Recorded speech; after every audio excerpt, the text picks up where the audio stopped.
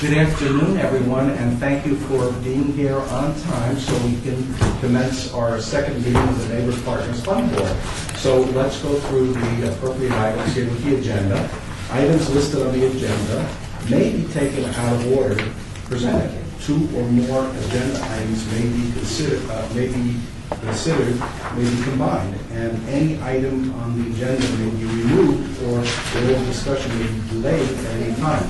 Backup material for the agenda may be obtained from Luann Holmes, City Clerk, at the City Clerk's office at 495 South Main Street, second floor, or at the city's webpage at www.lasvegasnevada.gov.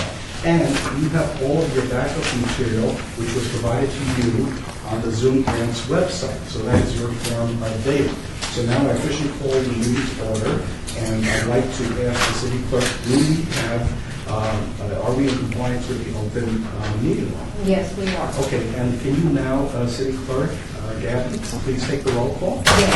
Thank you. Chair Sandecki, excused. Vice Chair Larry Schultz. Present. Member Toussaint. Present. Member Kilponen. Present. Member Walters, excused. Member Holmes. Present. Member Navarro. Here. Member Kirk. Present. Member Christensen. Here. Member Quayle. Here. Member Williams. Here. Member Powell. Present. Live in effect. Member Bonaventura. Present. And thank you. We do have Thank you, City Clerk. And so let's continue on, and this is the portion of the meeting, agenda item 3, where we have public comments. And the public comments during this portion of the agenda must be limited to matters on the agenda for action.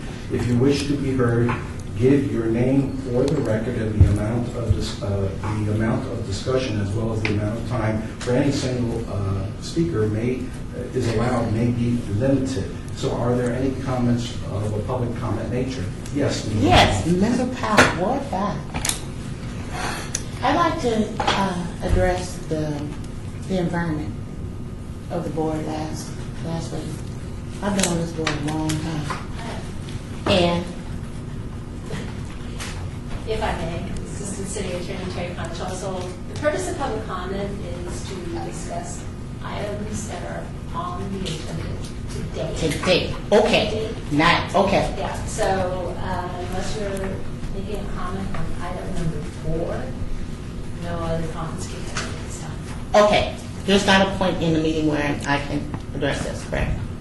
I'm not exactly sure what you're addressing. It was just the environment of the board. I don't think that's really... It's really relevant. It's, yeah. How about number 5? Number 5, you may... Or number 3, public comment. Yeah, no, Number 5. but I'll wait. Thank you, City Attorney. So let's then proceed at this point for the agenda item number 4, report on the Neighborhood Partners Fund Board grant program application submitted by the Beverly Green Neighborhood Association, Las Vegas Meadows, Glen Heather Estates Neighborhood Association, Palomino Gardens Homeowners Association, Bonanza Village Neighborhood Association, Arville Oakley Neighborhood Branch Association, McNeil Estates Neighborhood Association. So with that, I would like to ask staff to begin this portion of the agenda by bringing in the first applicant, and then for the record, Maria has so graciously consented to keep time with these applicants and to give me the high sign when that time has come.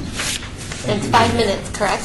It's 5 minutes for the presentation and 5 minutes for questions. Okay. So it's 5 minutes. So I'll just look at you when 5 minutes are up. That'll be fine. Give me Okay. a straight stare. A good stare. I'll make it a good, healthy stare.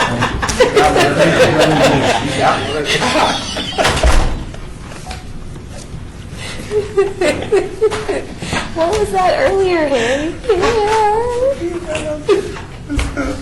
Yeah. It was like a puppy dog. Do that point. That was my presentation. I feel good.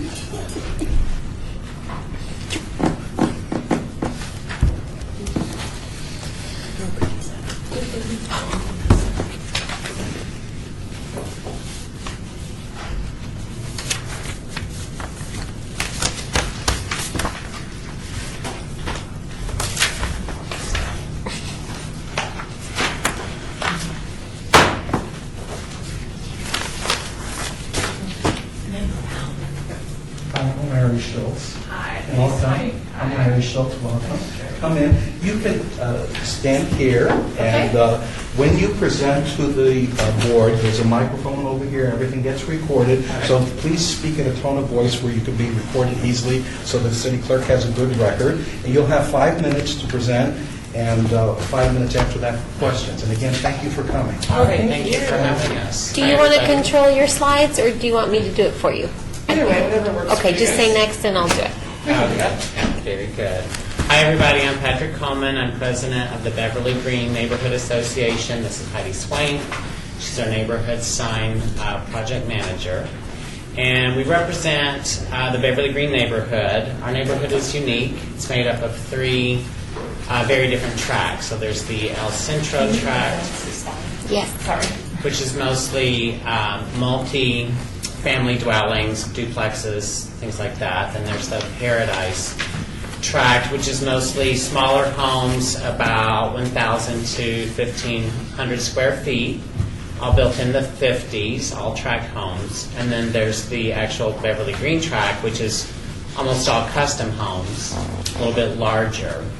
So one of the things that we've noticed with our neighborhood is sometimes attendance at the neighborhood meetings is low, and we've discovered that a lot of people don't know that they live in Beverly Green neighborhood because of the 3 very different distinct areas. And at our last neighborhood meeting, we had brought up for discussion 3 different projects, garbage can project, cleanup project, and the neighborhood sign project. And everybody was enthusiastic about the neighborhood sign project. So we feel it'll create a sense of community, let people know where they live, community pride. We are a historic district now, so I'll turn over to Heidi for the proposal. So the next slide one is just thinking about, we talked about at our neighborhood meeting a lot of the benefits that would come from just having better signage around the neighborhood, of knowing where we live. And so here's an idea of, this isn't the exact sign, that's the kind of sign we're looking at. We had originally, we wrote the grant was for sign toppers, but we now learned we can't do that. So we're looking at putting signs on light poles around the neighborhood. And we think this will, as Patrick said, help to identify the neighborhood to new and existing residents. We're hoping it helps to engender a better sense of community across our diverse areas. We are right off of Las Vegas Boulevard, and so it is an easier way to find us for both locals and tourists who may want to come and see these nice little mid-century houses. We're hoping it will increase neighborhood meeting attendance and engagement across the 3 areas, and increase the visibility and hopefully the desirability of Beverly Green as a home.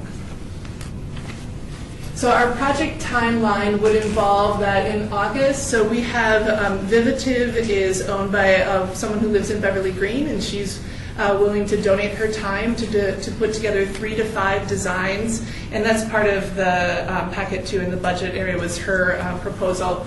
3 to 5 designs for the neighborhood signs. And then in September, at a Beverly Green neighborhood meeting, we'd have the neighbors take a look through all of them and discuss the different sign designs so that the neighborhood could pick which was their favorite, and then discuss possible dates for the installation. And we'd like to do a block party in conjunction with the installation for the signs. And then to we have a planning committee that's also noted in the packet, and the planning committee would begin working on planning the block party.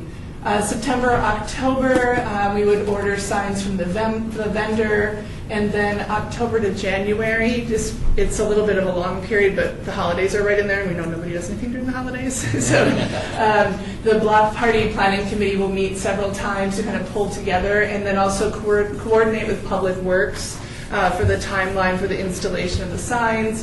And then we're hoping sometime in February or March, which seems really feasible. I spoke with, and I always forget, it was Joe Corrado and Larry Rogers about these timelines, and it seemed to be okay with them. So we're hoping February, March, we would get the signs installed, and then the block party would be held in the weeks after that, so we can celebrate the signs. So that's our entire project, and we're happy to answer any questions you might have. So, board members, do you have any questions of the applicant? Member Kirk, Ward 3. Maybe I overlooked it. How many signs are there? Where would they be placed? Right, so we have the map, but there's a lot of lights in Beverly Green, and so we're going to need to select that. And so right now we're looking at, I think we had said about 30. We wanted to get some backups that we would hold back in case there was graffiti. But we're looking at about 30, and that number may go down. And I know we had talked with Public Works, and they said usually they just put signs at the entrance, but our issue there is that there's a lot of entrances to Beverly Green, and we're really trying to educate people who live inside the neighborhood too, so we're asking for more than just the entrances. Harry? Jennifer Williams. Is Beverly Hills, first question I guess is Beverly Green a historic neighborhood? Are any parts of it? Part of it is, yeah. Because I know, and when you said sign toppers, I was wondering why you couldn't, because I know there has been discussions about doing sign toppers in other historic neighborhoods. So I was wondering, what's the reason of? We were told it wasn't allowed in the city of Las Vegas because they were concerned that there would be confusion with trying to find the street name. So we shifted that after I talked with, I think it was Mr. Corrado, and then we shifted to light pole signs at his suggestion. We like the toppers, but we were told it would require an ordinance change. Okay. Other questions from the board members? So I have a question. So in your application, question number 3 asks what amount you're requesting, and according to question 3, it says you're requesting $5,000. It also asks for your minimum should $5,000 not be possible, and you did not respond to that. So what would be your minimum to make this project work? So, I mean, I would say that if it depends on the number of signs. I mean, we could, if there was just the signs at the entrances, I think we would look at probably $2,000 for that. We do feel that there needs to be, we're just worried that at just the entrances is not going to be effective enough for people to notice them. So we would like to have more than that, than just at the entrances. That's probably about 10 to 15 signs if we do just the entrances. So your application said 33, and that was the basis for $5,000. Yes. So you're saying roughly half? So you're saying 2,500? I don't want to put words in your mouth. No, I mean, So- and we could, and honestly, we're really excited about this project, so we will make whatever amount we get work, but we do think that having more of the signs is. So what would be your number then? I would say that, I mean, I think 15 signs is probably about a minimum, and so that's translate that to dollars. about please. $2,500. Thank you. So if there's anything else from the members? So we want to thank you so much for your short, abbreviated, and clear presentation. All right. Thank you so much. Thank you, appreciate it. Ready for the next group?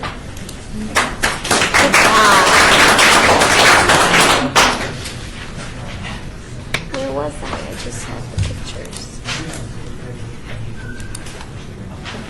It's Glen Heather. Thank you so much.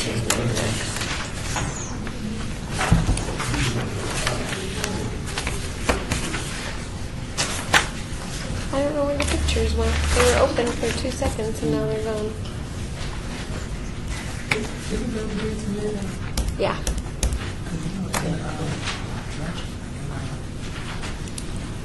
And they reached out to, We're doing toppers in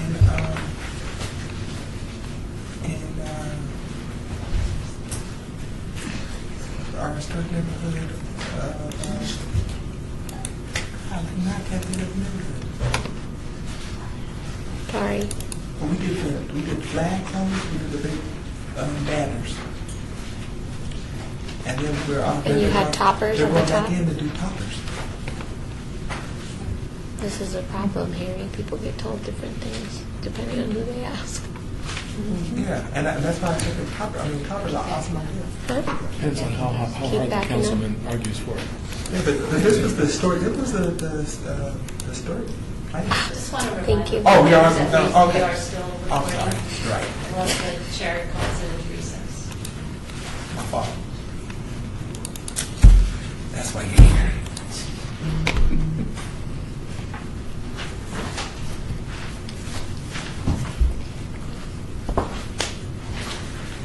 You've been quiet about high-fiving. That was the quietest high five ever. She was like,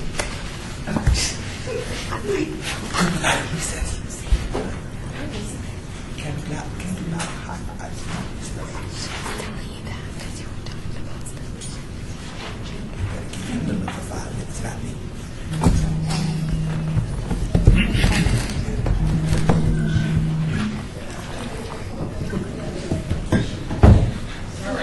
I'm Larry Schultz. How are you? Nice to meet you. You're Kathleen or Christy? I'm Christy. And you're Kathleen? Oh, yeah. So nice to see you. Come over here. So for whoever of the two of you, or both of you that are presenting, you would be speaking here.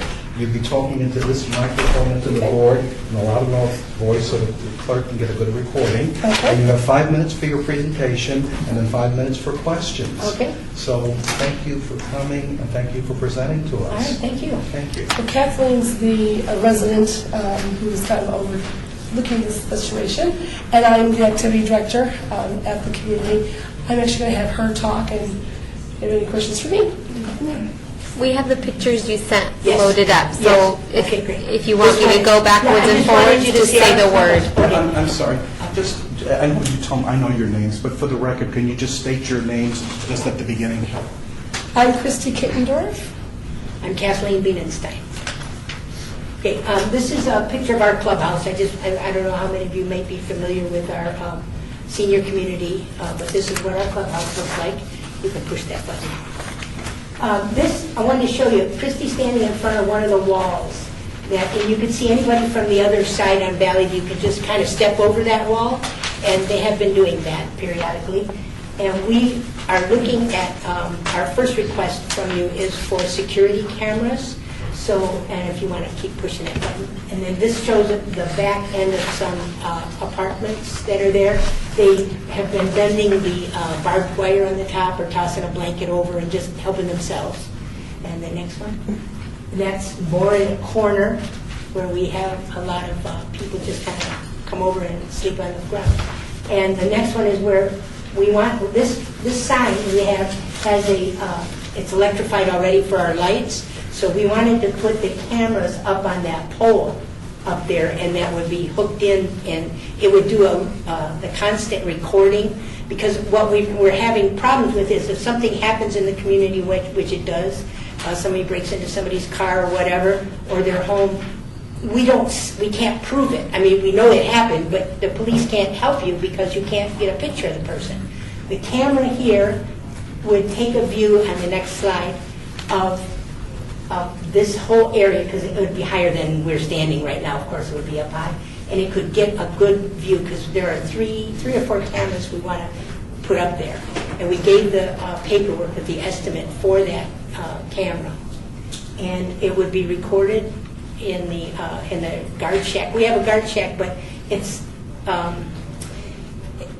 we're gated. And we have to push a button after the guard goes home at night, so he's really not security. He just kind of monitors some people that come and go. He's not armed or anything like that, so we don't have 24-hour protection in that way.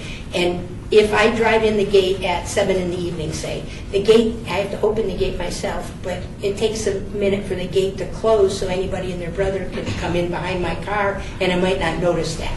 And it does happen. Can I interject for you? Yes, you may. If you see right here, this is our bus that we use. Back in here is the other apartments on the other side. We have been on pretty much a daily basis. People we think are coming from these apartments and having parties in this area. And we've had drugs. There's been marijuana, beer bottles, glass beer bottles coming in. It's a huge concern for us, a huge concern. We've been having break-ins in the houses, the cars, people's storage units right there at their property. we've seen a lot in the last 2 months. It's gone on about 100% of that kind of, we call them crimes of opportunity. You know, if someone leaves a door open in the car, that kind of thing. So we just want to put some extra protection in our community. Because you can get that false sense of security thinking you have a guard there. And keep in mind, everybody in our community is over 55, and some people are in their 90s. And they may assume, well, the guy's at the gate, nobody's going to come bother me, and they just leave their door open while they're watching TV in the afternoon, and somebody's just walking in.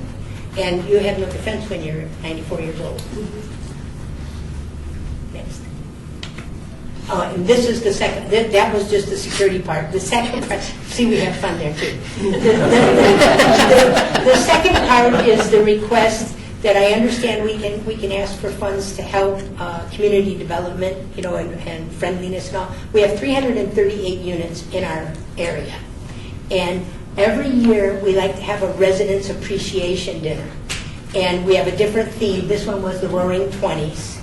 And I think they won the first prize or something for that kind of get-up. But everybody gets dressed up in their costume, and we usually have that in the fall. And what we'd like, and the applications I gave in to Alma showed, like, we want to have one of those picture booths where you can take a picture and with the background of that, you know, like a souvenir type thing for the residents. And this is all provided free to the residents because it's their appreciation dinner. So if you want to pop in, I think I only have 2 more. This is another one of our Western themed thing. And this was our Hawaii theme. So I think that was it. Yeah, oh yeah, she's coming in. Yeah, another Hawaii. But that's what we hope to do. It's 2 separate things we're asking you for. Can you wrap it up now, because 5 minutes is there, so just summarize. Okay. Yeah, well, the first part of our request is for our security, and we would like to have you fund the security cameras. We found somebody who would do that for a very reasonable price. And with the Residents Appreciation Dinner, we would like assistance with some of the fun activities around it. Not with the food or anything, but like the picture booth and entertainment, things like that. Okay, thank you. So now we'll open it up to questions from the board members. So are there any questions, member? Yes, member William, can you go back about 4 or 5 slides? Oh, sorry. I'm trying to do the time and the... Okay. Yeah, that one and that one. And I have a question in regards to somewhat to security, somewhat to the cameras. But it's just concerning to me as just a resident that the barbed wire around the outside of the fence. I don't know if this is called. The barbed wire, I mean, I know you guys are doing, and I know you guys are doing security cameras, and I'm gathering the barbed wire because people have been jumping the walls quite a bit. Is that around just about the majority of the whole property? That is just on the Bellevue side, does not have it, but the remainder of the other 3. So it's on three sides, it's Has three it, perimeter. has it. Because, I mean, and maybe you guys at some point look to doing more of a, Well, we looked next at year, shepherd's kind of hook. doing Yeah. some shepherd hooks or something like Yeah. that in the future. I just, I know this is probably part of your security, but This was just put up there probably a week or 2 prior to the pictures being Yes. taken. And there was some discussion about them actually drilling the holes in there and making them tighter. Does that make sense? yeah, but that, what I was thinking is maybe even like a wrought iron hooks or wrought Well, we iron looked type at of- the shepherd's hooks, but That's that's next year's. extremely expensive. Okay, okay. Well, it's very Yeah, expensive that's for a the- small section. Okay. And also, the city prohibits us from going, I mean, my thing was, well, make the wall wire. The city won't allow us to do that, so. But no, I just wanted to tie in with the security Yeah. cameras and the importance. Obviously, there's a reason why Yeah. you have to go to these measures. This is our first year doing this, so next year we're already thinking about, okay, next year, yeah, we'll definitely be Looking at kind of in security. steps, just trying to make it as safe as we can for the residents. Other members, questions? Yes? Can you explain, Member Narero, can you explain kind of what your community is? Are you guys an HOA? No. That's more for you. I'm a- We're a privately owned company. They own 10 around the United States. We're the only one here in Las Vegas. It's a 55-plus retirement community. We've been here since 1983. They've owned the- So do people rent or do they own No, their they rent units? both. Mhm. They rent and More own. people own than rent. We're modular homes. Okay. We're not a mobile home park, Okay. even though the post office insists on calling it a trailer. It doesn't have wheels on it, so it doesn't move. But it's a modular home. There are two halves they put together and make a home. So that's what we are. And there's 338 of them. And you guys just plan activities for them? Yes. And you guys pay for that service or no? Okay. No, everything is included in when we pay a space rent, we get, in that space rent, we get the water, the trash, and the sewer, and any other we have use of the clubhouse. Gotcha. And Amenities. Yeah, I want to leave some of these This is newsletters with you. This is what I do. I'm the activity director. Okay, thank you. Those are the activities Here's that we some have planned Christmas here. cards, too, for you. Majority of them are free, as I can get them free. But we do have costs that are incurred as the resident appreciation day. And sometimes we have an entertainer on a Friday night. He'll come and we have to pay like $9 for a ticket. We get food and entertainment for that. Perfect. Okay, just checking. Thank you. Member Tucson? How are you funded? I mean, I know you're doing great work for these people, but how are you funded? That is an interesting question. Thank you for asking that. We were having that conversation. The company that I work for, they have the activity department is funded on its own. So let's say they give me $100, I need to generate $100. So I'm just kind of self-serve You're department, self-funded pretty much. self-funded department. But where does the funding come from? The funding comes from Residents? the court, well, yeah, I have to have the residents pay for it. We have to rent out the room. I have to get a little creative in some of the things that I can provide for the residents. But many of the activities we do are free. We have events in the evening that will have like potluck and then an entertainer or potluck and somebody will come. We have a variety show once a year and things like that where we don't charge the residents anything to We have attend. game night. We have a karaoke machine. We have karaoke, just different things. Thank you. Yeah. So are there other questions from the members? Okay, well, thank you so much for Thank you so much, everybody. presenting, and we appreciate that. Okay, thank you. Thank you. Thanks for your time. Good job. Do you want me to get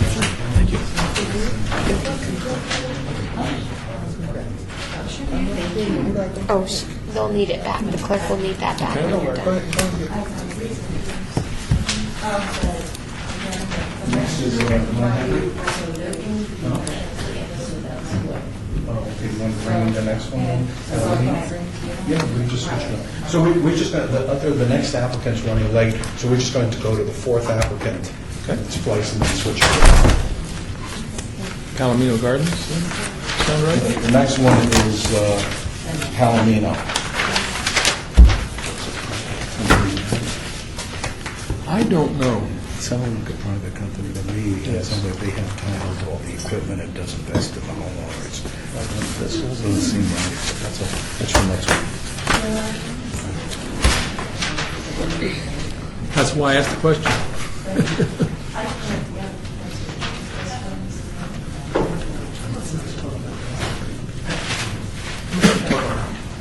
That they asked for? No, that we have.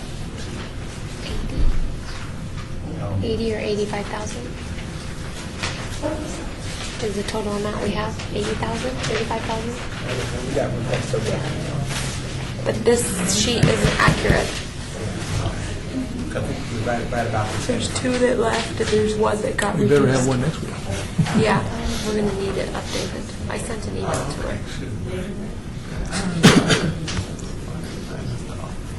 Let's just figure how much we need, and that's what they'll give us, right? Yeah.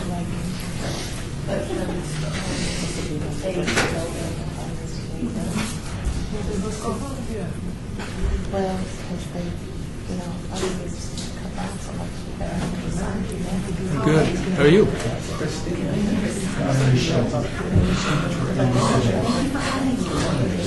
So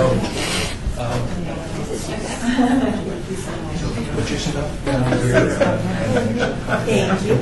So you'll be speaking to the microphone. Your presentation is 5 minutes, then 5 minutes of questioning. And you speak loud enough so everybody can hear you. And also, since this is a city meeting, they do record the meetings. That's why. And you start by saying your full name when you start. Okay? Absolutely. Okay, thank you so much. I appreciate it. Okay, so can I ask all members to please return to your seats? Just 1 second. If I can ask all members to please return to your seats so we can begin. Okay. Member Williams, please. He says hi. I'm fine, thanks. How are you doing? Hi, Christy Zek. Nice to meet you. Thank you for having me. Thanks for being here. Go ahead. Good afternoon, everyone. My name is Christy Ziff, and I'm representing the Palomino Gardens Homeowners Association. I'd like to thank you all for having me this afternoon. In starting, I'll tell you briefly about our sweet little gem of a neighborhood. It's just a 15-home circle that actually sits self-contained in behind the gates off of Rancho between Alta and Charleston. And the reason I say it's a gem of a neighborhood is because I think all of us that live in there will truly feel that way. We're a very cohesive group. 14 of our 15 homes right now are represented by active voting members. There's one homeowner who's currently living in the home but is not voting at the time. So we do have unanimous support of our Pursuant project. And I will provide you with that documentation as well. Actually, the one homeowner I just heard from, they returned from vacation. So actually, all of our 14 are represented on here with the exception of the one. And with that being said, we also have a voluntary 4-person executive board, myself being the president. I've been the president. I've been serving in that position since October of 2013. We have a vice president, a treasurer, and a secretary. And we also make up the committee for this particular project. So basically what we're seeking is, when we've applied for the MPF grant, is a project that essentially has just been cost prohibitive for years. It's long overdue. It's a resurfacing of the street within our circle. It's more of an oval, actually, and I don't know how helpful this is, but you're certainly welcome to pass it around. I apologize, I didn't have anything up for the screen prepared, but we have lived in the neighborhood, my husband and I, and now subsequently our children, for almost 15 years. And I know that it's been at least 5 years prior to our arrival that the streets have had any attention. So they're long overdue, just with wear and tear in the elements and things of that nature, but also because several of the utility companies have made cuts into the street, which have created divots and potholes, and it's patchwork. So aesthetically, it's not too pleasing to look at, but also just from a safety issue. We've had several neighbors trip while walking their dogs and fall. We've had a couple of kids that have been just bicycling or riding skateboards that, where the street surface has been an issue. So we, over the years, actually dating back to, in my notes that I can find, to October of 2012, have actually been addressing this at annual general meetings and also among our board members at board meetings. But even though we've obtained estimates that range anywhere from 9,200 and change all the way up to 175,000 from at least 5 different asphalt companies in town, we just have not had the budget to address it up until recently.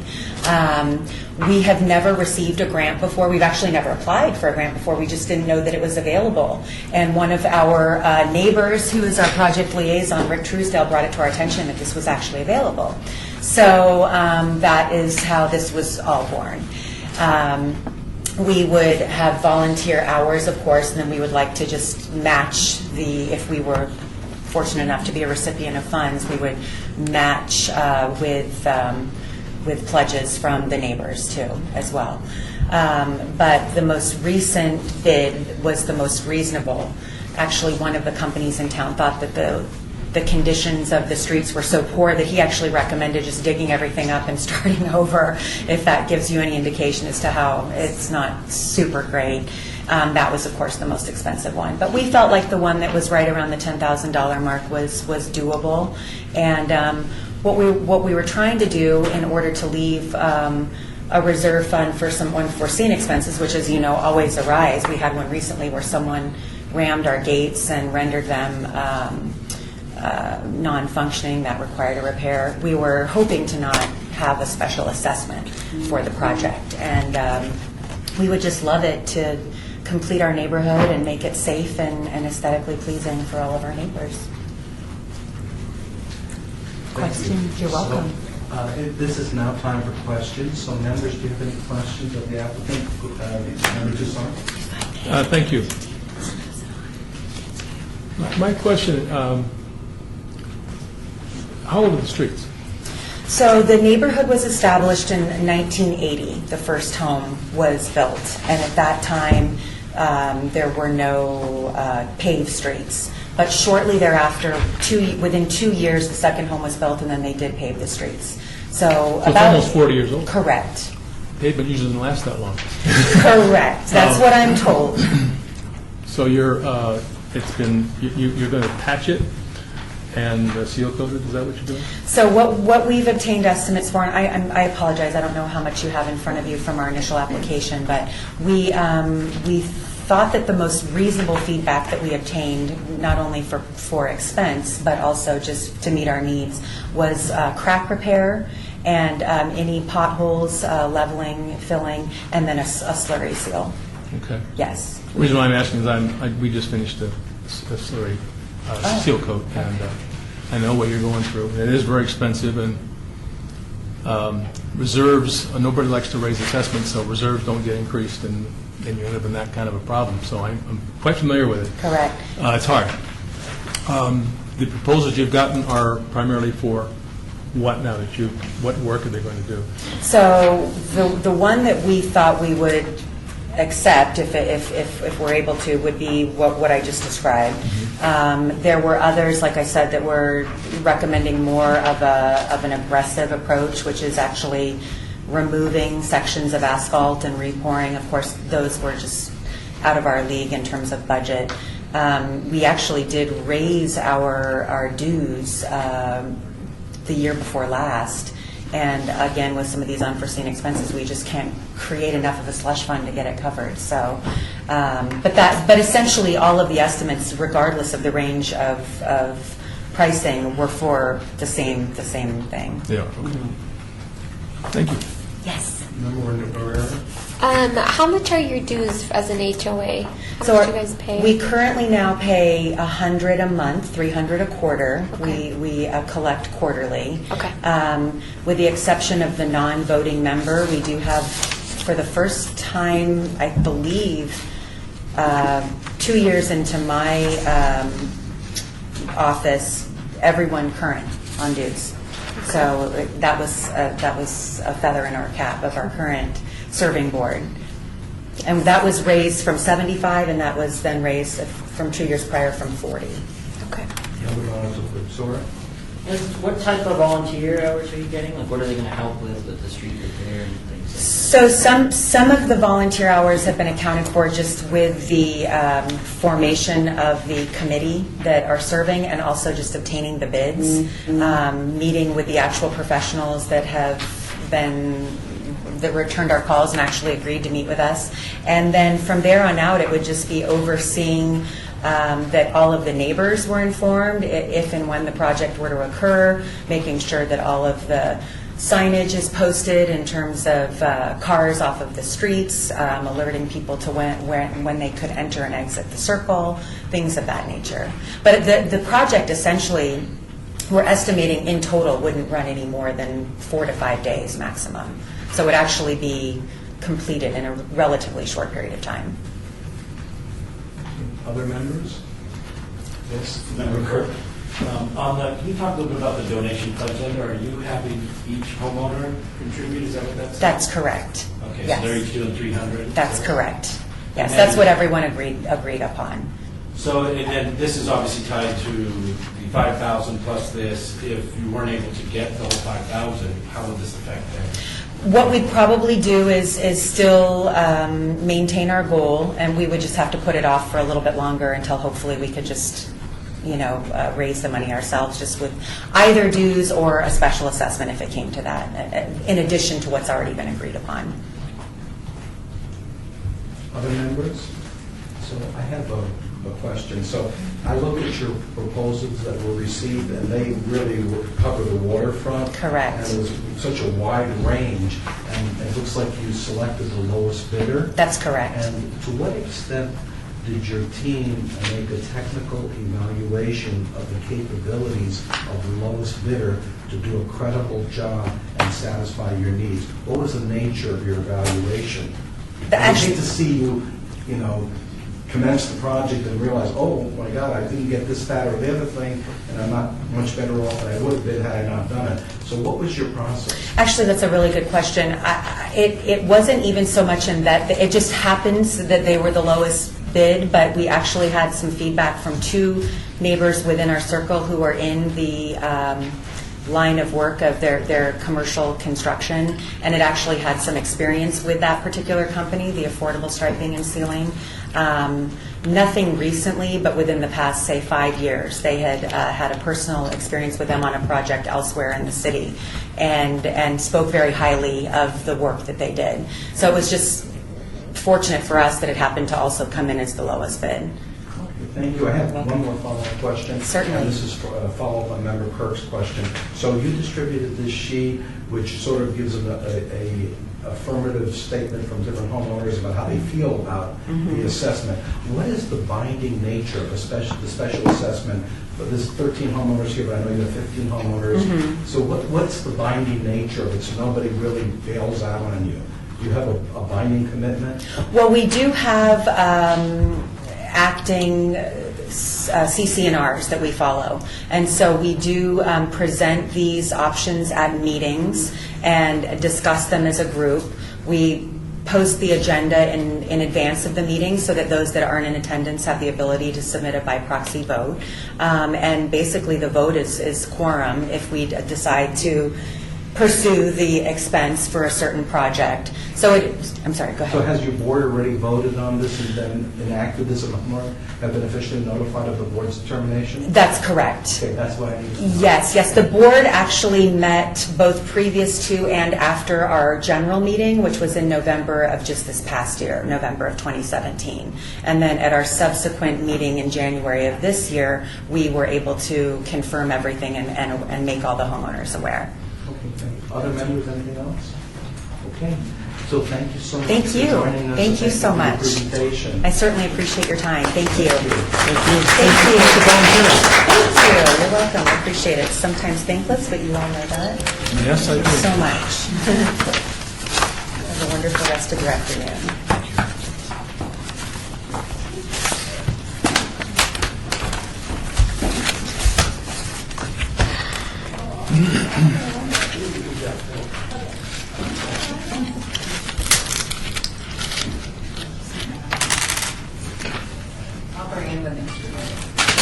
Is it Glenn Heather?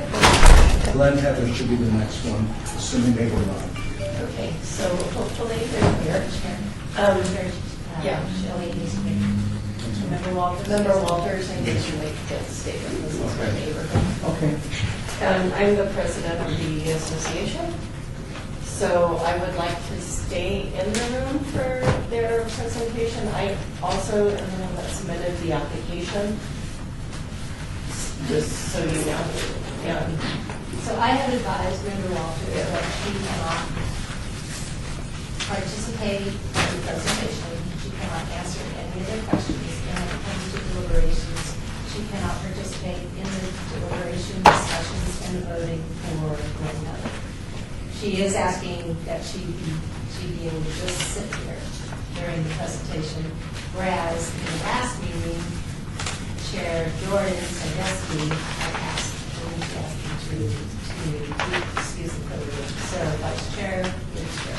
Yeah, so my discretion is historically, we've not asked people to walk out of the room. Last meeting was the first time that ever happened, and I think the maturity level of our members is such that they will respect the complete recusal. You respect the complete recusal.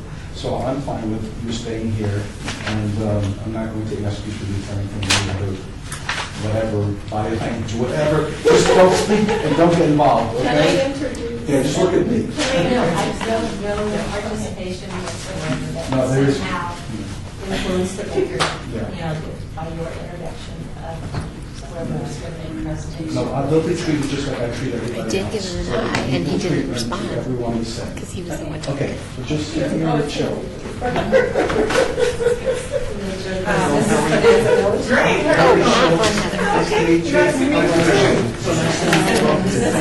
Coming and joining us, taking time out of your schedule. Oh, not a problem. Thank you for having us. So come up here. So are both of you going to present or just one of you? Both. Okay, so stand over here. So since this is a city meeting, everything is recorded officially for the record, and you'll be speaking into the microphone and to the members. And so I would like to ask you, so you have 5 minutes for your presentation and 5 minutes for questions by the members. And please start by stating your names for the record here. So please. So Alma, just to confirm, I don't think anybody heard that. This is Bonanza Village Neighborhood Association, not Glen Heather, correct? Oh. Yes, the one I'm sorry, I didn't hear her. That's okay. I said Bonanza Village. Okay, Bonanza Village. Okay, all right. So we like that. So commence. Okay, I'm James Anderson. I'm the president of the Bonanza Village Neighborhood Association. This is Patsy Allen, my wife, and she's the project leader. And let's see here. This project takes place at the intersection of Washington and Comstock. Let's see. Also, it is we requesting $5,000 maximum for the project, and the type of project it is it's entranceway. It has 3 parts to it: the entrance, the center aisle, and the exit aisle. And how it was selected? Well, actually, it's the elephant in the room because it was after we finished doing the project, which we had. Can you hear me good? After we finished, after we did a great wall, and so the wall took a lot out of us. So we kind of waited for a while, and finally we came up to the point to where we needed to ask for a grant because we had already got 2 small grants, and as you can see right here, we got the plaque right here some years ago for the center front aisle right there, and we got the rock down here also later on. So we finally came to the conclusion that just go for it and ask for the whole thing because this really will greatly enhance our neighborhood community. And so we went and we came to that conclusion, and we did the workshop and so forth. And pretty much that's where we are at this point in time. I want to say one thing about how cost effective it is. I think we did pretty good there. We was blessed enough, fortunate enough to have a gentleman in there named Billy Subs. He has the heavy duty equipment, a bobcat to level some of the area that need to be leveled down. He also have a larger machine where he can pull up the dead trees and unwanted shrubs and so forth. So he did that, and professional services, he's going to do all the driving on that. We compared that with Ahern. Ahern was nowhere, big time. It was a lot of money there. And that saved us a lot right there. And then we got 193 hours in volunteer hours. I think that did us right there. As far as cost effectiveness, I think we got everything that we could get out of it without, have to do a lot of money-wise there. I'll let Pastor take over here how the neighborhood residents will be involved and so forth. Okay, and beautification of our entranceway. What we've been wanting to do, this would be the new entranceway. What we're going to have to do is pull up these dead trees, as you can see on this other one here. And, we're going to have to pull these up and replace those, put in a new drip system. Then we're going to also have to level out the ground because it doesn't look like it's that far, but it's 122 feet on each side, and the sides are what it is that really has to be done. because we never had rocks or anything put here. And it's going to be a little different from here, but only because we're going to add a walking path here, and then we're going to have new drip system put in. And also we have Felix, he's a professional landscaper, and he's going to be the one that help us with the drip system and also with planting the plants. And then we have to put down the weed barrier, and this is what it's supposed to look like. It's here.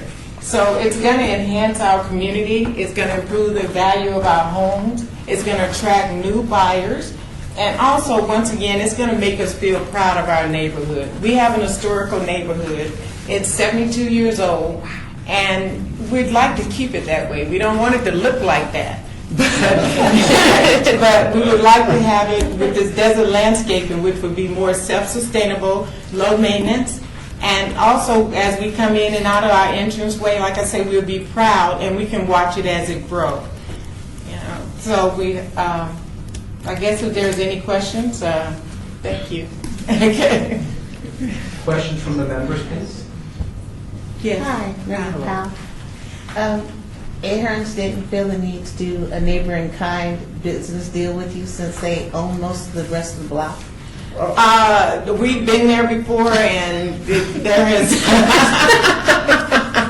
We've been there before. No, in other words, no. He doesn't want to do anything else for us. They did their side. Okay, the rest of the block. Yeah, we've been there already. Yeah. Member Tucson. Member Tucson, I just want to make a comment. I think that your monument sign that you did looks excellent. You did a great job with that. Thank you. Yes. Member Guerrero. How many homes are in your neighborhood? 160. Okay. And how is your participation like at your meetings and your... Well, as you know, the meetings are not that many. We say basically 10%. But how it is that we got to the neighbors is we went door to door. Wow.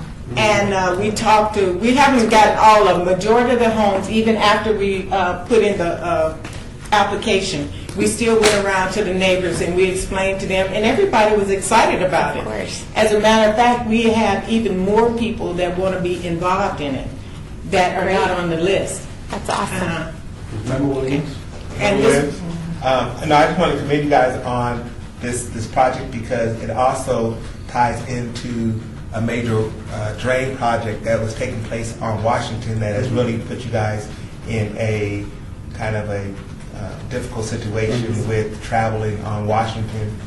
So with the improvements on Washington, the drainage project, I'm glad that you guys are really doing a project that will tie into the whole upgrades of Washington. So That's awesome. Thank you. It's awesome. Member Bonaventure. So you mentioned Felix, he's a landscaper. So is he like going to volunteer with everything? Is that what that is? Or He's really part of the community, and but that's his profession. But at the same time, he helps him do things on his own, volunteer. But this right here, we're going to have to pay him something. But at the same time, it's not nowhere near comparative to the other. Are you going to try and like get people together and kind of do the work with him, or is that? Yes, that's what it is. The neighbors are going to get together. Right now, we have like 193 volunteer hours, and we also have other neighbors that want to participate. So we're going to all come out when they pull the trees up. We're going to have what you call the things to cut up the trees, and then we're going to have to put it into the waste, the dumpster. And then we're going to have people digging the holes and all of that. We have to put down the weed barrier. So it's going to bring the community together. Yeah. We're going to start to know more about each other. And I think that's going to be a great feeling for us because we're all in a walled area. Okay. And I must also, Member Williams, I must also make the statement, just knowing this happens to be in Ward 5, is that although they have a wall, this is also a community that isn't an HOA. And so they've maintained their water bill themselves. They kind of, have to donate. And so a lot of the drip system and all that isn't a HOA where everybody in the neighborhood is paying. These residents are volunteering their funds and money to make sure they pay their water bill and do all that kind of stuff. And it has been several years that they've done that. And I must commend the residents and the people who put money in there and actually pay that water bill, because it's not something that is mandated as being part of living in the neighborhood. Wow. Thank you. Thank you. Nice So work. other questions then? So I have one last one, just for the record to clarify. So I noticed in your submission on our online Zoom grant system, you have 2 project budget worksheets, and I think it's your intention to only have one. For the in-kind, one of them says $1,600 and one says $2,478, but the hours are the same on both. They both say 193 hours. Which is the one I should be looking at? The 1,600. Okay. So the Some kind of 1,600 way both came out. So the other, so for the record, members, please disregard the one that says $2,478 in-kind dollars. Yes, and also overlook my bad typing and spelling. I haven't done office work Oh, in you did just 35 fine. years. You did just fine. Thank Well, you. Good so job. very, very much. Thank you for having us. Look forward to hearing from you. Thank you. 35 years. She doesn't look much older than 40 years old. What was she, 5 when she stopped doing office work? She looks great. Let's see, I remember Banana Village Glenn Heather. are in the hall with their parents. Wow. I mean, Councilman Career, his parents own that home. Wow. He's in, so he was born and raised. How amazing is that? To have the people around you that you knew when you were growing up, and then you raise your kids in that neighborhood. Or even in that home. But that's crazy. That's amazing. How lucky. That's good, but it also causes issues with schools and stuff. Oh, I'm sure. The quality of those kind of homes. No, Yeah. we don't have any, maybe Right, new blood. Yeah. that's our busing system. Okay, yeah.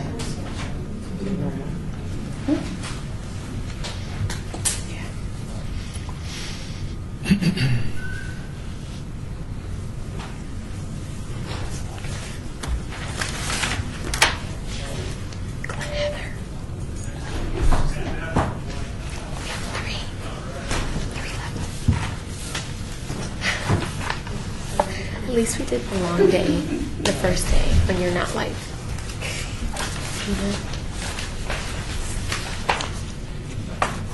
drink more in your Slurpee or whatever that is.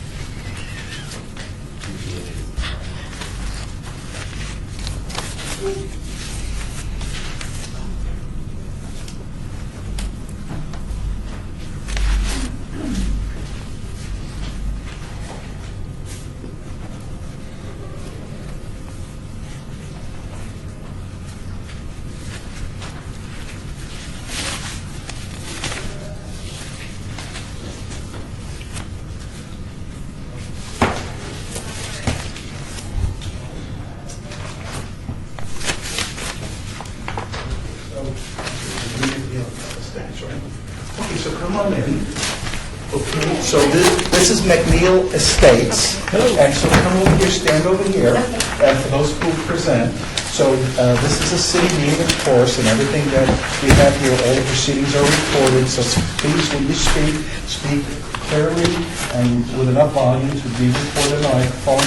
And I'd like to ask you all to start by introducing your full names. And you'll have 5 minutes for your presentation and 5 minutes for questions after that. Thank you. Thanks so much. Thank you. We actually have a Prezi as our presentation, so is there, if I can log into it? I didn't get anything from you guys. Because it's not a PowerPoint, so I didn't know if you, it's not a PowerPoint, it's an online, you just log in online. Yeah. You need a browser. All you need is a browser. Correct, a browser. Oh, great. So I see Thanks. doing that, if it's okay, I can start talking about McNeil and the grant request that we're making. I will. So my name is Brian Knudsen. This is Andrew Egan Knudsen. He's part of the McNeil Association as well. And this is Cassie, who is the secretary of the McNeil Neighborhood Association. McNeil, as many of you know, is on Rancho, between Rancho and Valley View and Charleston and Oakey. We have about 540 homes or so. We've been applying for this grant for the last forever, I think. And the primary reason we usually apply for it is the McNeil Neighborhood Block Party, which if you haven't been to it, you're invited. Last year we invited the surrounding neighborhoods as well. We typically have about 400 to 500 people attend, where we have band play, we have bounce houses, we have pumpkin paintings, we have games to play, and obviously refreshments. We have a great partnership with a lot of the private sector businesses within the neighborhood, so the food's provided by a local realtor, the barricades are provided by a local construction company that live within our neighborhood. And so this grant, we're actually making a slight modification into how we usually apply for funds. We want to preserve the neighborhood block party because that really is kind of what McNeil is known for across the valley. But we also are working really closely with the city on building a traffic circle. It's really to help with traffic safety concerns on the Strong Mason four-way stop. And so we'd really like to recommend to the group that some of our funding that we hopefully will receive can go towards beautifying that traffic circle and building brand identity within McNeil Neighborhood Association.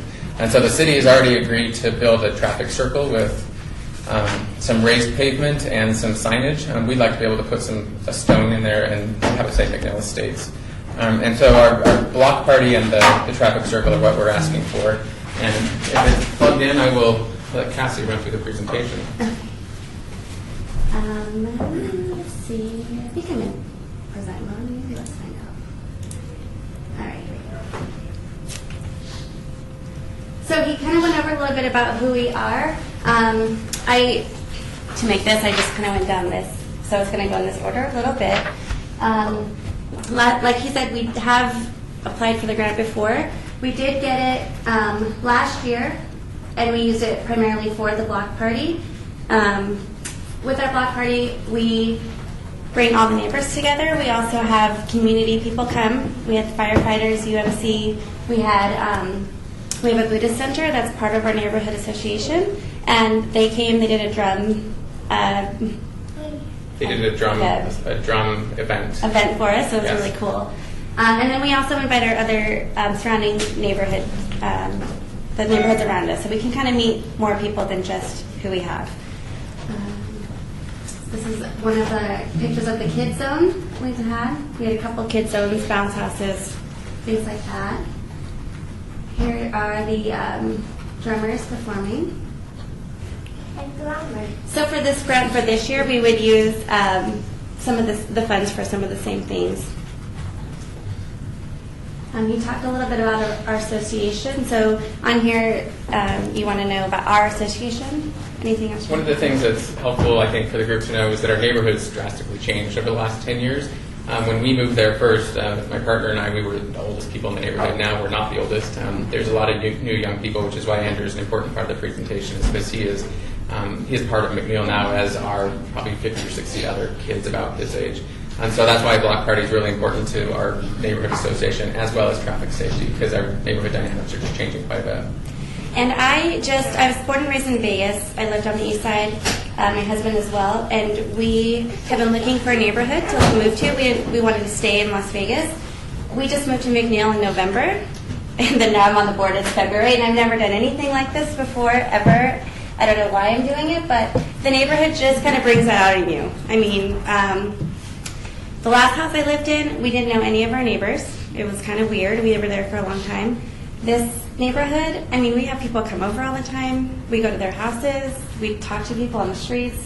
So I don't really know much about the association, but I know a lot about the neighborhood, and it's amazing. We have about 8 neighborhood meetings a year, so pretty much every month or every other month. And generally we'll have 30 to 50 people come, so a main point of conversation is the block party, kind of preparing every year. That's how we keep people engaged into the neighborhood association. Okay, so our people, for this grant, I need to ask you to kind of summarize it, because your 5 minutes for your presentation is culminating. Oh, I'm sorry, I thought we had 10. I'll go fast. You know what, then I'm going to You skip. have 5 more minutes for questions and 5 minutes for presentation. Okay, so I'm going to skip. We have some people talking about the neighborhood. I'll just go to this one. Let me play this one. It's a small one. So we did interviews with some people about why they love our neighborhood. Oh, sound? Let me see if I can start this one over for you.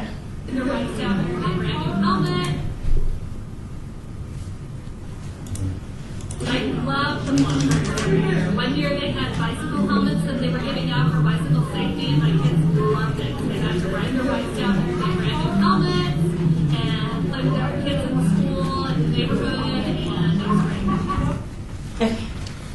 So we have a couple of videos of just neighbors talking about things they love about our neighborhood and the block party. Now that I skipped this, I gotta go back. Okay, here we go. So are you culminating? Yes. We can ask questions too, Yeah. if you want to go. That's Okay, appropriate. so let's go ahead and open it up for questions, so we're fair to everybody, and give everybody the same amount of time. So members, do you have questions of this applicant?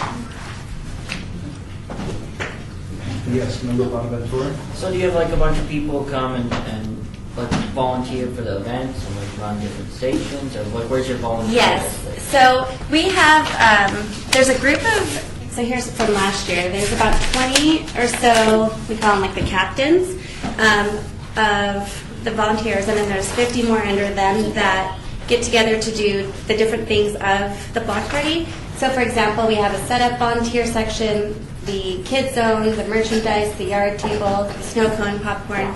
So we have it all labeled out, and then the volunteers sign up for those places. And then they work on that stuff, starting actually next week until the block party. Other members? Member Williams? I was just Member Williams. When is the block party? When- October 14th. Okay. Is it traditionally October-ish, or it's kind of the... It's our 10th annual. It's been October every year. The 10th annual. Okay, other members? So I do have a couple of questions about your submission and some of the numbers that you provided. So let me start. I looked at your cost summaries, and then I looked at your, what appears to be your income in cash. But I want to just confirm, when we have Debbie Zoyce, Aaron and Mark McPhee, Lauren Ned McSwain, McNeil Estates, and Jeff Barron? Yes. Are those all cash people? No. So the Matthews donate, there's a pledge, and they're donating. So rather than getting to the Okay, specifics, so- what portion of that is cash and what portion of that is in kind? Okay, so the cash would be $1,500 from Mr. Zoy, or Ms. Debbie Zoyce, and $1,250 from the association to help with the traffic circle. And I think that was it for the cash. Okay, so the cash is $1,250 only. $1,250 and $1,500, so Okay, so it's $2,750. Okay, $2,750 is the cash. And then on the expense Hey, side, you found yourself. on the expense side, it looks like you have RSV party rentals, jump around, you have amazing face paint, Boulder Landscape, Napa, pottery, and live band. Correct. And that's all cash going out, right? Correct. Okay, so that looks like it's $5,127. Correct. Okay, and of that, you have about $2,750 in cash coming in. Correct. Okay. And you're asking for $5,000. Yes. So when I take the cash out, your total cash expenditures of $5,127, Mhm. and if I subtract roughly half of that, that leaves you with roughly $2,800 in cash to be spent. It's $2,622. Okay, close Yeah. enough. And I do this stuff, man. So then why are you asking for $5,000 for the city of Las Vegas? Because I feel like, I've never done a block party before. They've done it in the past, and so all those other expenditures that come up, we wanted to make sure that we had enough money to pay for it, and especially since it's our 10th annual, we didn't want to have to take things away or lose things if we didn't have the money. So this is, so these other expenses that may come up are contingencies that you don't really have they're not defined at this time? So what we found in doing this for the last, at least that I've been involved in the last several years, is that as we kind of get closer to the block party, changes do occur in the estimates that are provided.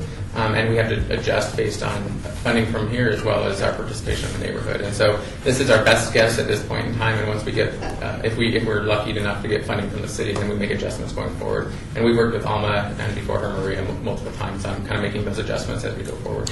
Okay, so your request was $5,000, your minimum is $4,500. Are you revising your minimum, or are you staying with the $4,500? If the city gave you less than $4,500, would that be a no-go for you? no matter what the city does, we're going to have a pretty awesome block party. The challenge and opportunity we have is that we're not an HOA, so we don't have dues collected. We primarily auction things off at neighborhood meetings and ask for donations. And so any funding the city provides just makes our block party that much better. Okay, that's all, that's my question. Anything else? Thank you so very, very much. Thanks a lot.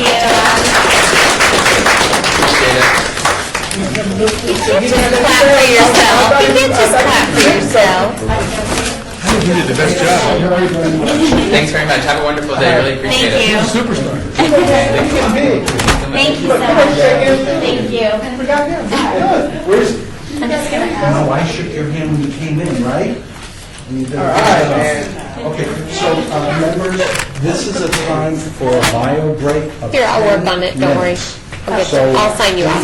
Yeah, no worries. 22. Thank you. It's mostly due to DUIs. Yep. Okay, we're back on. Yep. Recess is ended, everyone. But we're still talking.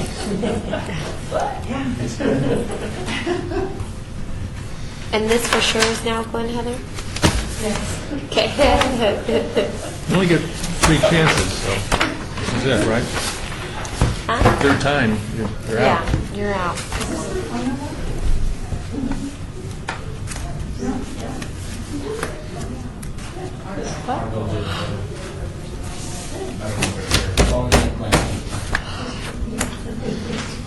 Oh, you didn't get one?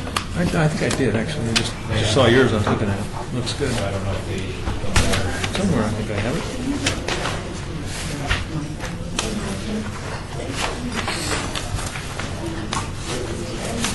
Maybe I didn't get I it. wonder if it's under here. That looks kind of thick. It's possible.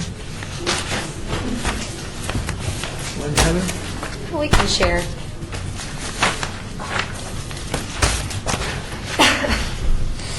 Nice looking. Very contemporary look. Yeah. You don't see that in HOAs very often. Mm-mm. Because they have rules, you can't change anything. Well, they're not an HOA. No. No, I don't think so. No.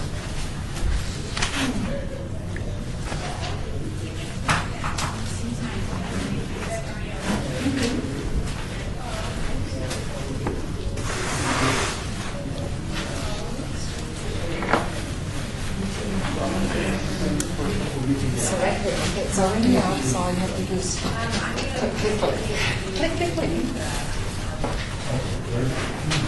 Okay, so please stand over here, okay, for the presenter.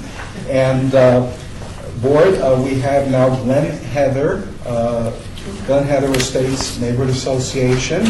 And what we normally do here is, first of all, we start by you stating your names when you begin, for the record. Since it is a city meeting, we do record everything, so that's the microphone. So speak to the team and speak loud enough.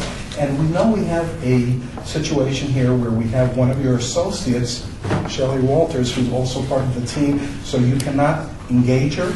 She cannot get involved because she has to be totally recused. So your presentation has to stand on its own independently. Okay. So begin with your name, and then you have 5 minutes for the presentation and 5 minutes for questions. Okay.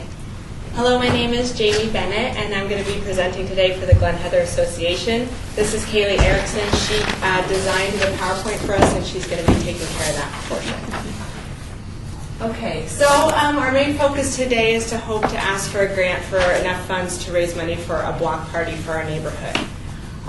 We've applied for many grants previously to include money to have a party like this after the projects were completed, but we were never awarded enough money to do that party after the projects were completed because we actually had to contribute our own money to finish the projects themselves. In the past 2 years, our neighborhood has been hit really hard with several things that have kind of decreased the morale in the neighborhood, such as Project Neon, new business development, and never-ending construction. So this year we decided it was time to have some fun, boost morale, let neighbors meet neighbors, and just kind of celebrate our wonderful neighborhood and rejoice in the fun things. So we want to have a block party.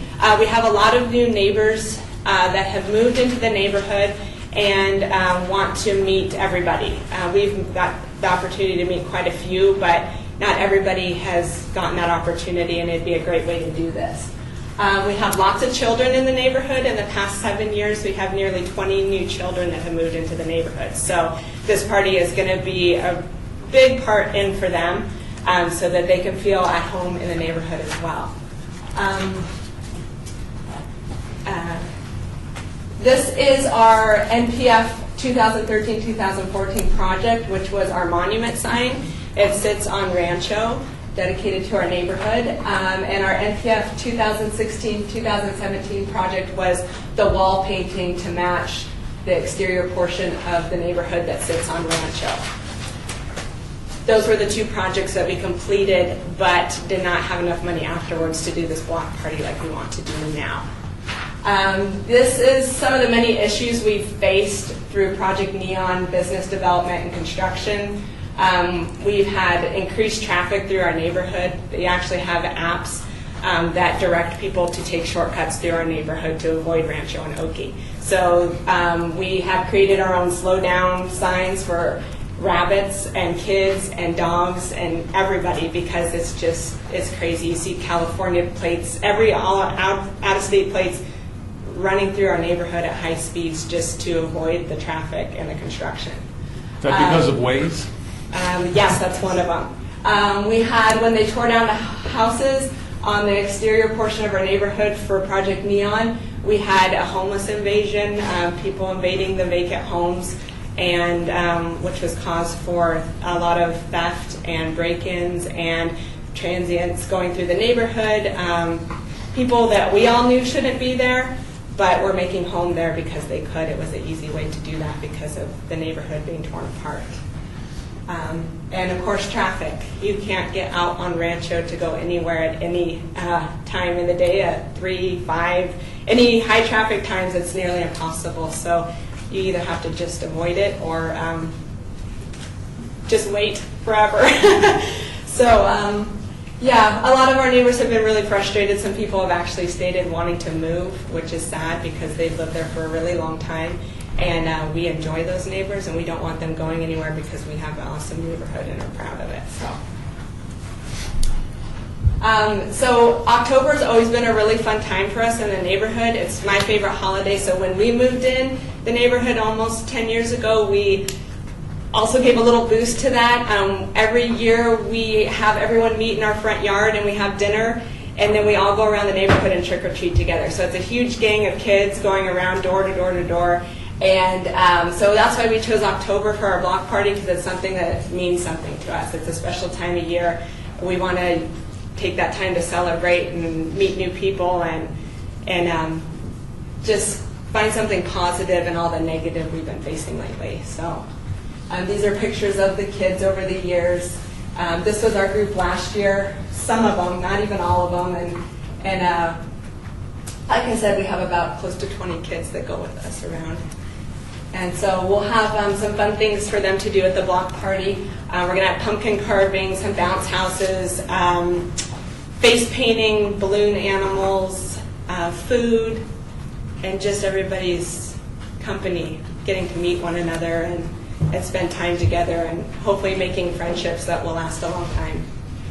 Can you culminate your presentation now as you're Sure. getting at your Sure. 5-minute Yes. limit? So to wrap everything up, we just really hope that you guys could help support us with this grant, which would allow us to have this block party that we have been in the works for years and never got to execute. It would really mean a lot to us, and it would help to boost, like I said, the morale in the whole neighborhood and really bring everybody together as a community. So, and my kids are a little shy right now, but they wanted to say thank you.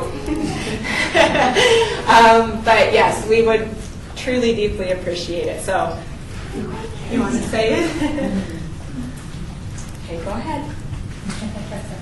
Thank you. Thank you so much for your time. Thank you. So at this time, this is the portion of our your presentation where members can ask questions. So I would ask the members who have questions to please identify yourselves. And Member Williams? That's a question. How are you extended? When do you guys plan on hosting or having the block party? We want to do it on October 13th, and the reason why is I also do parties for a living, and so I know that it takes time to plan all this, and so we needed to have a little bit of time to get everything together and organized, but also some of the vendors that we were looking into using, they are already all booked out at that point, and that was the only weekend that was in October that we could do. So we definitely want to have it in October, just because I said for the sentimental reasons of, in the past having Halloween together for everybody. So it'd be like an added bonus this year. So it gives us a couple months to prepare and plan. And so. Thank you. Other members with questions? Okay. Yes, Member Barrera? How many homes do you guys have in your... We have 180. And how many homes would you say have kids? Or like a percentage? I would say maybe, I don't know. Gosh, it's hard to say because I would say maybe like 25%. Okay. Yeah. Okay. I was just trying to think off the top of my head. No worries. all the I'm names sorry of to the put you on this. No, it's no problem. Okay. Other members with questions? Yes, Member Kirk? Member Kirk, I'm looking at, just trying to understand, maybe you could talk a little bit more about, Sure. you've got the vendor cost estimate, and some of these might be unknown right now. perhaps. Yes. It's like, so your total amount's like 4,500, Mhm. and you're asking for the 4,500. You also have cash and in-kind donations. Okay, How does so that balance? yes, we are a volunteer association, of course, so we raise all of our money through fundraising or donations. Right now we have about $1,000 in our bank, so we do need quite a bit. Obviously, we're asking for the 4,500, and truly it would take that to do what we want to do. We are asking neighbors, which do include myself and others, to donate their time as well as services to help match the money given by the grant. And we have a lot of people in our neighborhood that are willing to do that because they're either musicians or artists or can help with setting up, taking down, just manpower hours. So we are trying to match it that way. Other members? We're also, sorry, to also add, we're also looking for donations as well, maybe from companies or businesses locally or around the neighborhood that would like to help support us as well. So do other members have questions? If not, I do have one. Okay, sure. Yeah. So normally in our application, we ask the question, how much do you want? What's your minimum? And obviously you've asked for $4,500, but you stated no minimum in your application. And I know in the past, you said you really didn't have enough funding to move forward.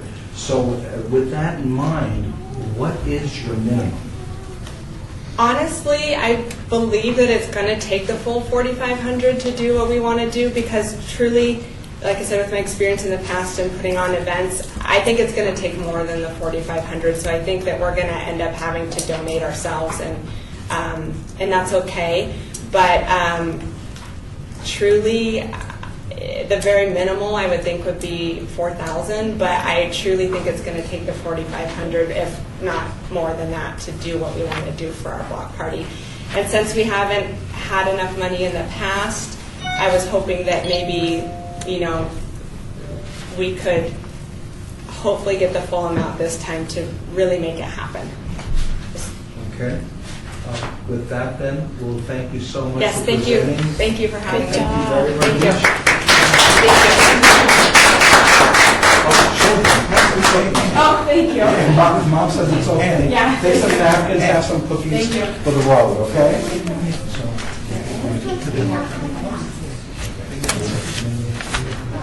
McNeil, the other Heather, how close are they to each other? Do you want a cookie? Help yourself. Are they across the street? like the M&M one, right? Yeah, I think so. I think that's on your. I know they're totally different.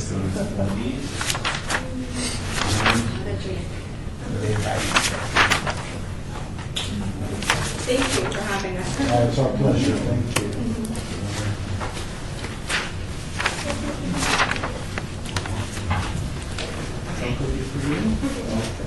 Okay, you guys, take care. Thank you. So our next group is going to be Arvo, and they're here. Arville Oki.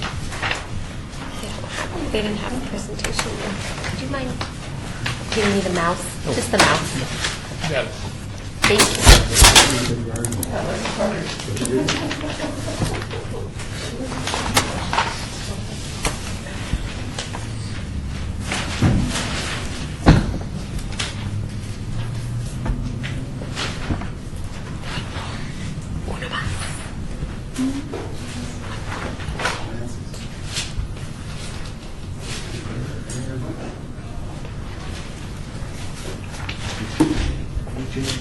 Yes. I must have missed that. She left at 3. Oh, okay. No one was looking. She's still in the restaurant.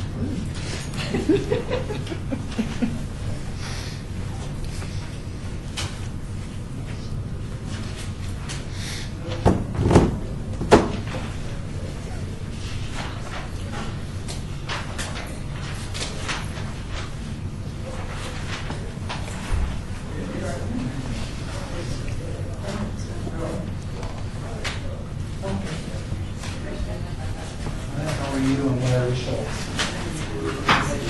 Okay, so,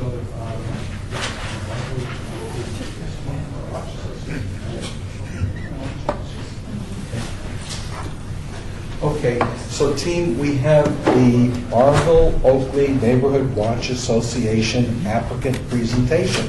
So come over here, and you'll be presenting from over here, and because it's a city meeting, everything is recorded, so that's the microphone. Speak loud enough so everybody can hear you, and start with an introduction of your name, and you'll have 5 minutes for your presentation and 5 minutes for questions. Thank you. Thank you, thank you. And thank you guys for having me. And first, I need to apologize for being late and out of turn. I misread the information and thought it was 3:30, so I was shooting for a 3:15 show up. My name is Michael Wayne Hedrick. I live at 1505 Banner Circle, and that's in the Royal Crest Heights Park area. It's here in Las Vegas, 89102. I'm the vice president of the Arville Oki Neighborhood Watch Association. And again, I'm the vice. I'm not in charge of anything. That's why I am. They usually mess it up, so I'm not allowed. We've put in for a grant trying to cover 2 basic things for this year. This is our first year, and we're only 6 months old. We started back in January. We had elections, we had bylaws, and we had a pretty good turnout of almost 25 people. We've started up a WhatsApp in that last 6 months to where we have our closed contact group, and we've started making contact with even more of our neighbors to learn who we are around us and, you know, what's going on. The premise is back in the day when my grandparents were living, I could go into the home, nobody's door was locked because everybody knew everybody within a mile. Now we don't know who's living next door to us, and that's quite scary because if you don't know who's living right next door to you, you don't know who's living right next door to you. So we want people to get out and learn each other. With this, we need to help build up the Neighborhood Watch and let people also know that we have it active. The first thing that we're doing is replacing every single one of the Neighborhood Watch signs that are out there. Some are faded, some are gone. Some have been taken and destroyed, so we're replacing them all, and we're trying to ensure that we got enough coverage where everybody coming in that area knows that we're active and we're aware. We've started keeping our cameras working together with Las Vegas Metro, so now we're talking with each other and keeping our own camera systems in line and working with Metro, so in case anything happens, we can probably offer a little bit of help to try to identify. These are things that we've started doing in just the last 6 months. What we hope to do before the next 6 months is over is use also part of the money to have a get-together. Let's get everybody together. Currently, we have approximately 20 25% participation. I don't think that's too bad for the first 6 months in operation. We would like to, of course, see 100%, but to get that, anytime you offer food, people's going to come for free food, whether it be hot dogs and hamburgers, and which is what we're planning on anyway. But just a simple get-together, learn who you are, where you live, and then try to expand that. Our block captains will then start taking over a little more control and start trying to maintain a little better operation. And next year, folks, I promise you, we'll be back. We've got greater aspirations for bigger things. May I ask and offer any questions, please? Members, questions for the applicant? Yes, sir.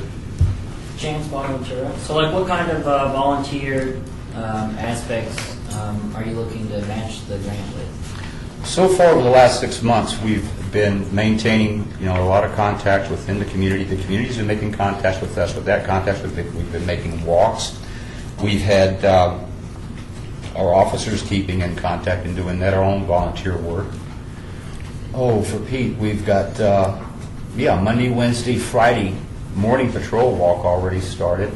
And then we've got up to 4 people, a couple of juveniles that's with us as well. So again, the more that people see that people are walking around and doing things in the neighborhood, again, those are just hours and things. Other volunteer work that's coming up, we have committees that we've started putting together, and those people have started working. We have a couple internal committees that are helping with others in the community actually setting up their new cameras.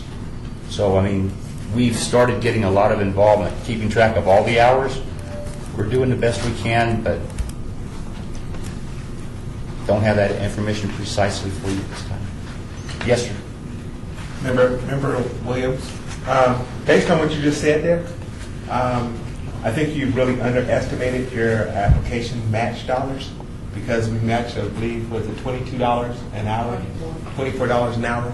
So with a lot of stuff that you're doing in terms of neighborhood watch, in terms of your signage, one of the things about the grant is you have to have a matching dollars match or exceed the amount that you're requesting. So I really think you're really underestimating your hours. So there's probably a lot more volunteer hours that you probably need to claim to get to your application match. I agree. So 100%. That's one thing that you may need to work with Elma on your match to show that on your budget. The other thing is I'm excited to see you guys really come back. I think that you asked for a minimal amount. I think you can do what you're looking for what you asked for, but to have a great block party and some things, next year, I'd like to see you really do it up. Oh, plan on it. So just for clarification, Yes, the point that Member Williams brought up, you're requesting $1,169, is that correct? Correct. Okay, you estimated 50 hours at $24 an hour, which is $1,200. Is that correct? That is correct. Okay. Other members, do you have questions?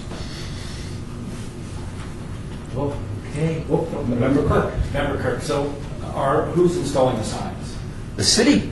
They do that? The city will install it, but we have to buy those through Metro. But yeah, they'll come in, they'll install them properly and in the right places. They won't let us. We tried, we asked, and they said no. So, Member Norrera? And can you talk a little bit about what the meet and greet between neighbors is going to be? What are you guys offering? What are you doing during that? what are we having during that? One of the things that we do at every one of our meetings, we always have our first meeting on the first Monday after the first Tuesday. Sounds a little complicated.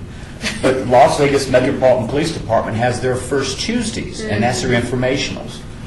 We always have at least one officer go to that meeting and be able to bring that information back to our monthly meeting, which happens to be the following Monday. In a lot of those, we're keeping a lot of coordination in with Metro, along with what we're doing now. That's not going to change as far as what we're doing. And I'm sorry, I just lost track of where we're at. No, that's okay. You said that you want to have a meet and greet. The meet and greet will also cover where everybody, this is rather strange too.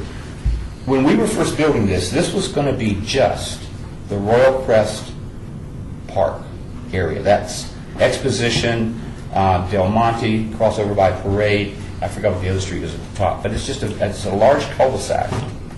And we were asked and agreed to pick up Artesian Heights, which are 2 large areas on the other side. So really, we're 3 large blocks instead of being 1. But we're doing that, for Ms. Tarkanian to try to help them, because they used to have a really, really great one, we understand. But the president died, it fell in disarray, and so we're trying to get everything picked up with that. The meet and greet is where we're all 3 blocks, all 3 areas coming together, because we're all together under one now, to get us all together. So, the former treasurer who was with the old program, we were able to recruit him in. So he knows everything as far as what happened prior. But is it going to be a potluck? Is it going to be cookies and coffee? Is it Hot going to dogs be and you guys hamburgers. walking around? Hot dogs and hamburgers. Okay, perfect.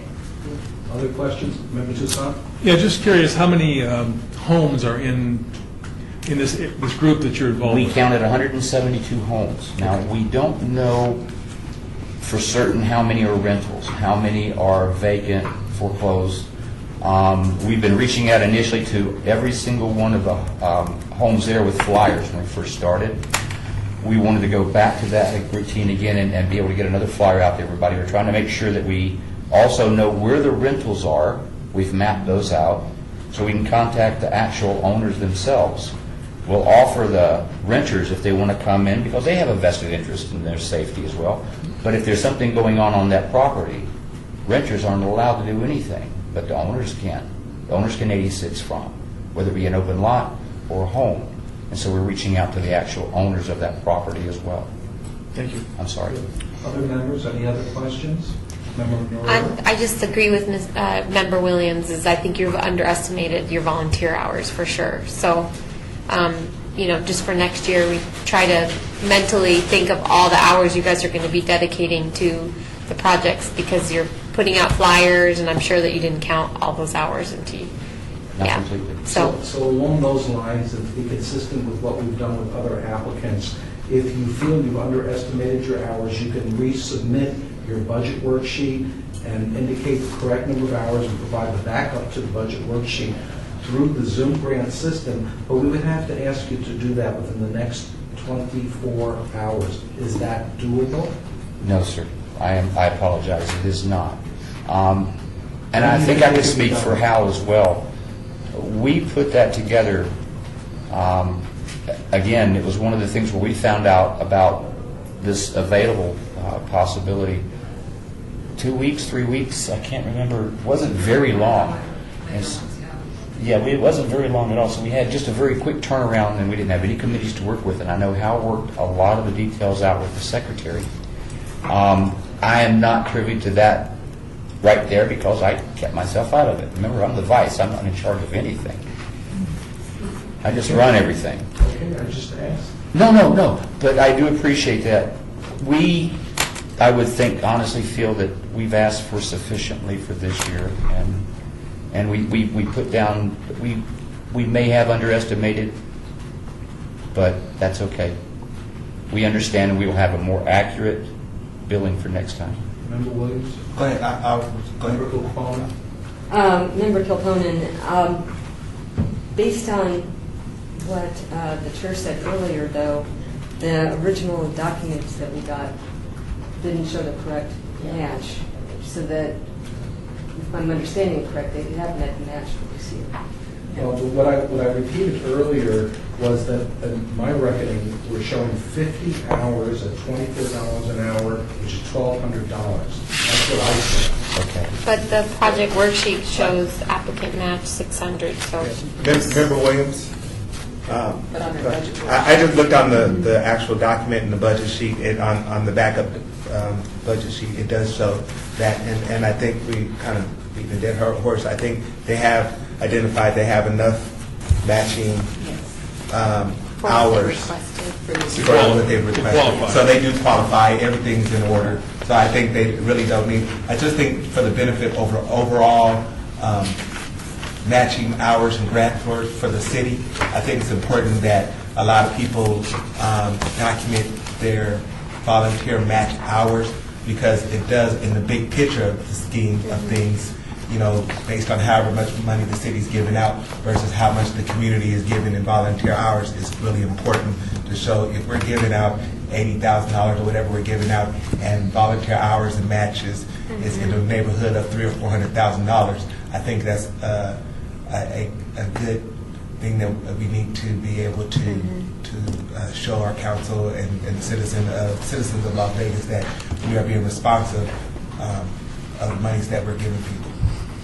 So that's why I was talking about the volunteer hours and those kind of things. But you guys are perfectly in order, and you guys have met the requirements. Member Bonaventura? I just wanted to clarify, we're saying that you probably have more volunteer hours than you put down on the sheet, is what we're saying. Absolutely. Yeah, so I think that's what Vice Chair Schultz was talking about. Is can you just go back and review and show that you have more volunteer hours than you put down within the next 24 hours? Or you'll have more volunteer hours, like people volunteering at the barbecue, or people who are going to go and hand out flyers for the event. If you can just add those hours on top of the 50 to match the 1,600, it will be easier for us to kind of decide that you've matched the thing. Because from what you've said, it sounds like you have, you're going a lot more. You have a lot more than 50 hours of volunteer hours. So if you can just show that in the background. Okay. So members, any other questions? So we want to thank you so much for coming and presenting to our team here, and we wish you the best of luck. Thank you. Well, thank you so very much. Thanks for volunteering. Yeah, thank you. Good job. Thank you. Thank you so very much. Okay, so that then concludes agenda item number 4. So we are now at the citizens' participation portion of the agenda. Public comments during this portion of the agenda must be limited to matters within the jurisdiction of this board. No subject may be acted upon by the board unless that subject is on the agenda and is scheduled for action. If you wish to be heard, give your name for the record. The amount of discussion on any single subject, as well as the amount of time any single subject is allowed, may be limited. So I know we don't have any members of the public here, but if anybody's acting in the capacity of a member of the public that wishes to speak, this is your time to speak. Can I ask if it's appropriate to talk about the worksheet at this point? At this point, I believe on the next meeting, Okay. there is an agenda item to go over all that. Okay. I was just going to say it's not accurate, and so I was going to request of Alma that we have an accurate one. I wasn't going to discuss details about it. Okay, so, I think that's a staff issue. And actually, I think when the staff comes back, we should discuss that briefly. And I know for one, I've been going by the actual submissions on the system, because that's the official record that's on the system. That's what the applicants have provided. But in any event, when she comes back, we can ask that question. Yes, if those are acting in capacity of members of the public, Member Williams, what do you have? Oh, no, I was not, Member Williams, I was going to refer back to what our attorney said. I think that was just a discussion that we would have At our next meeting. At our next meeting. Instead of discussing it right now with staff, I think it was appropriate for the next meeting.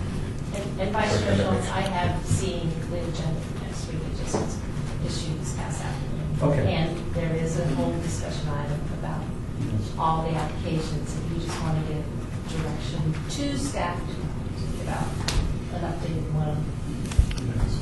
So, Alma, while you were out of the room, one of our team members here brought up that there's a discrepancy, one or more discrepancies between what's on the nice big wide spreadsheet and what's I online. can help with that, so I can, But I will go through it again, and when you get your one for next week with all the totals and everything, it should be correct.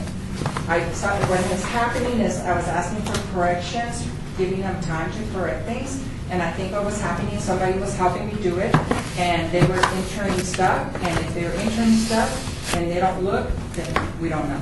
So I will look at it. I will go back and look at everything. Yes, and just as a cautionary note to all of our members here, I highly recommend that you use as your source data the original data of the applicants. Right, Which you is the should- data within the Zoom Grants system. It tends to be way more authoritative and accurate because it is what the applicants inputted into the system. Right. Now, having said that, are there other members here who wish to speak as members of the public? Can I just make one more comment?